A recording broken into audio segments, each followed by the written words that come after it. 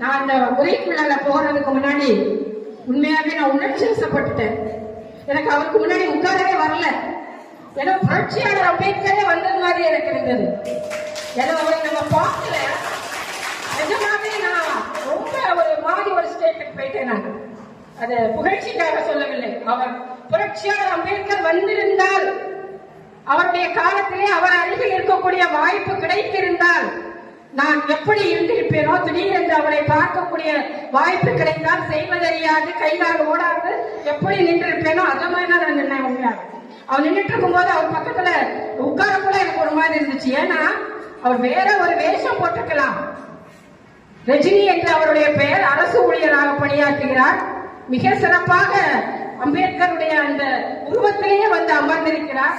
அப்படி காலெல்லாம் தூக்கி போட்டு கையை நீட்டி புக்கு வாசிக்கிற மாதிரிலாம் நல்ல புரட்சியாளர் எப்படி எல்லாம் பண்ணுவாரோ அதெல்லாம் பண்ணார்.